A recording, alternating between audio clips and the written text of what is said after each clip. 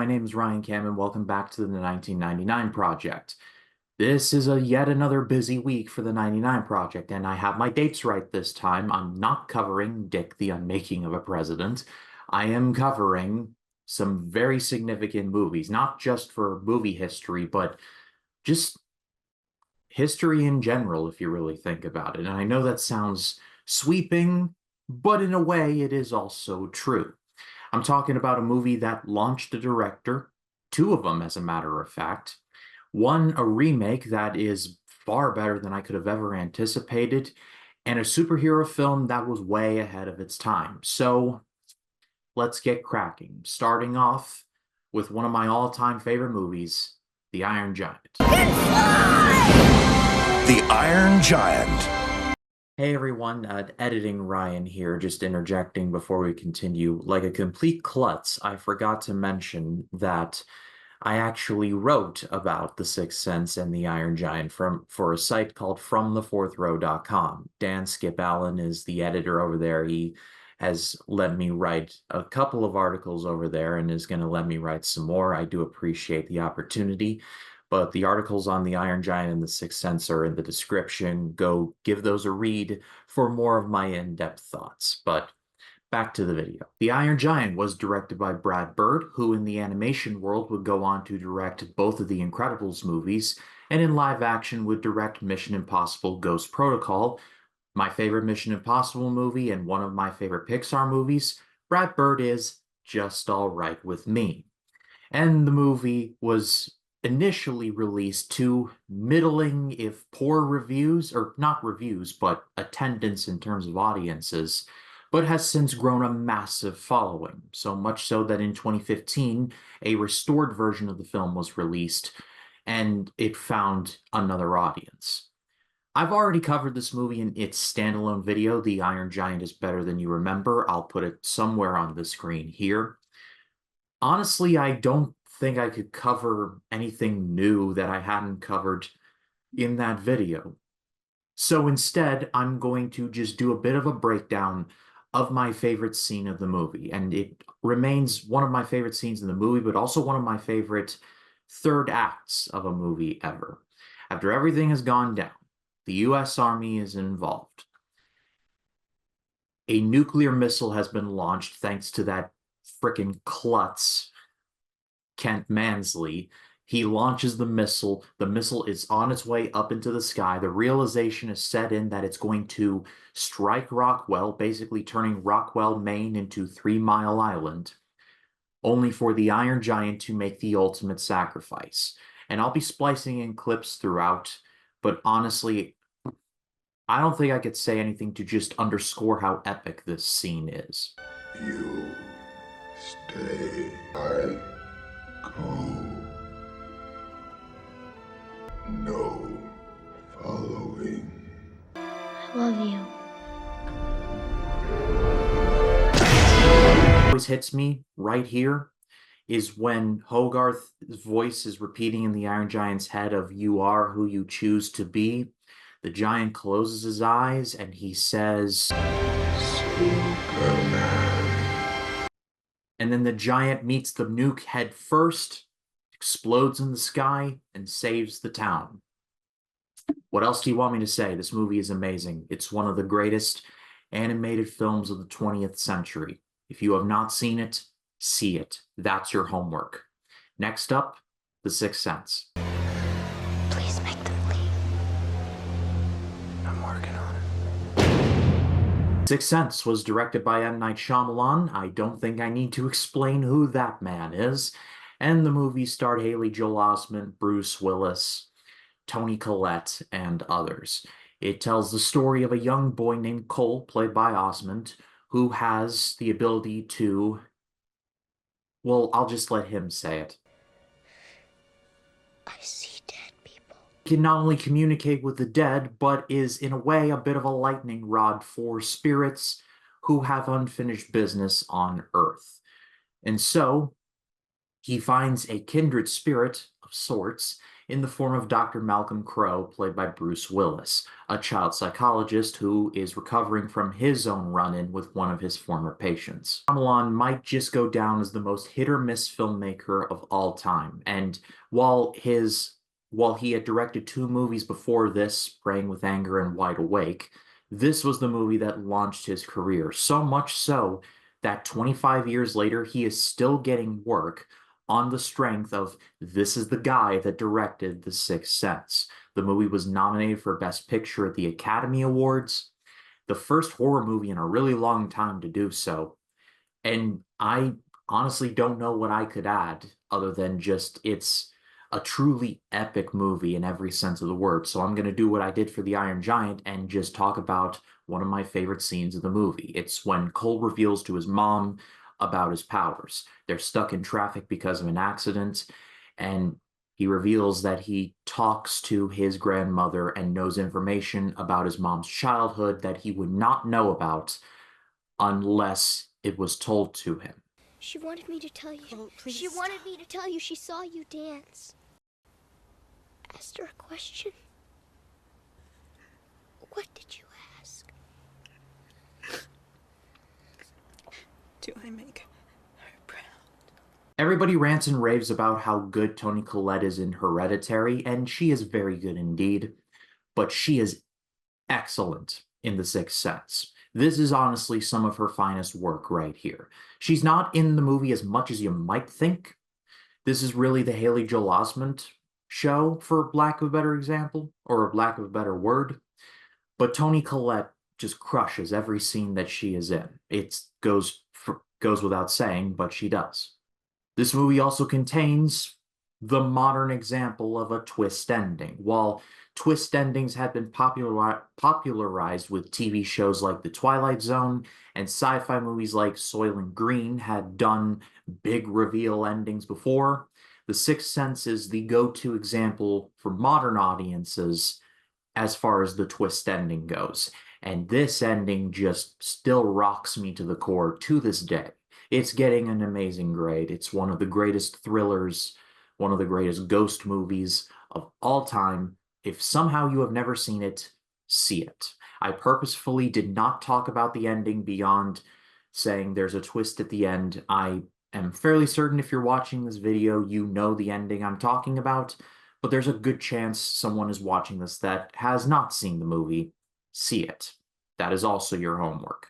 But now let's talk about a movie that I feel like the term ahead of its time is overused, but I feel like this movie is truly ahead of its time. It's Mystery Men. We're not your classic heroes. We're the other guys. Mystery Men. Mystery Men was directed by Kinka Usher, and it stars a treasure trove of 90s comedic actors. Ben Stiller, Hank Azaria, William H. Macy, Janeane Garofalo, Greg Kinnear, and that's just off the top of my head. It tells the story of what initially starts as a trio of Z-list superheroes, heroes that even those schmoes at the beginning of The Dark Knight that are pretending to be Batman will look down upon and go, man, poor guys, including Captain Furious, played by Ben Stiller, known for his boundless rage. He really is just a jerk. The Shoveler, played by William H. Macy, whose big power is hitting people over the head with a shovel, and the Blue Raja, who does not wear blue until the bitter end, played by Hank Azaria, who has a fake British accent and throws forks at people, among other cutlery. The big hero of this universe is called Captain Amazing, played by Greg Kinnear. He is basically Homelander, but in the 90s, and after he is kidnapped by his big nemesis, Casanova Frankenstein, that is his actual name, played by Jeffrey Rush, it is up to the Mystery Men to form an even bigger team of Z-listers to try and save Captain Amazing. This is a movie that I had always heard about, but had never really seen clips of or knew what I was going into. This movie is so much fun. It's not perfect. I do have some issues with it, but in the grand scheme of things, this movie is just it's kind of brilliant in large chunks. Like I said, the cast in the movie is loaded, like I just talked about in the beginning. However, there are others that is just This is just a rich vein of comedic actors from the 80s and 90s. You got Paul Reubens, Pee Wee Herman himself, who plays a character called the Spleen, whose big power is farting, and it's just as hilarious as you think it is. You got Kel Thomas, who plays the Invisible Boy, who only turns invisible when people are not looking at him. I'll give you a second to think about that.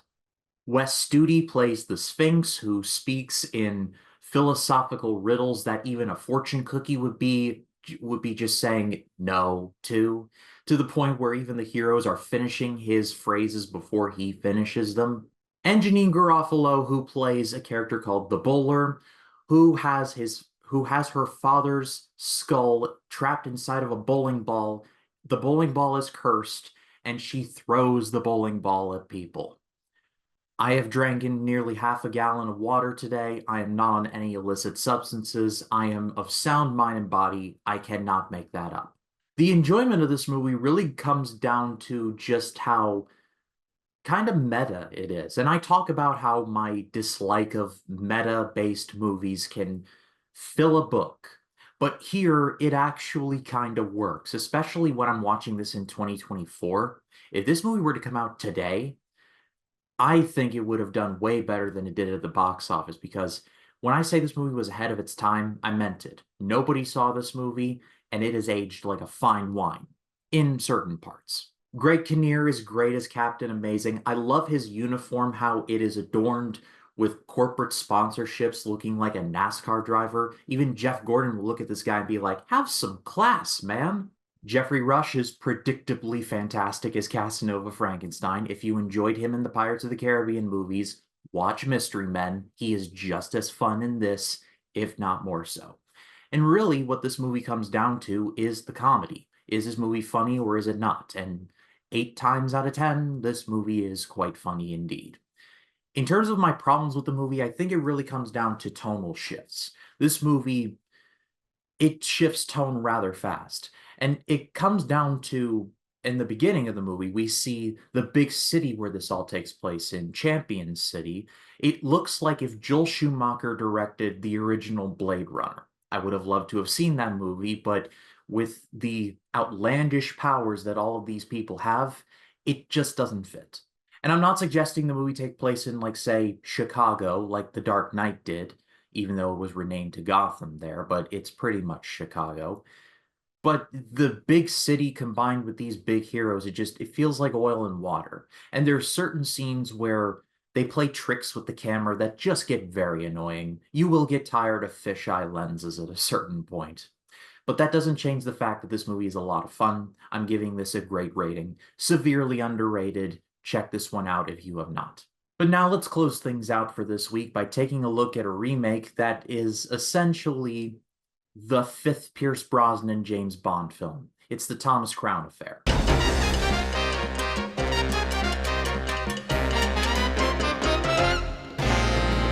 Thomas Crown Affair was directed by John McTiernan.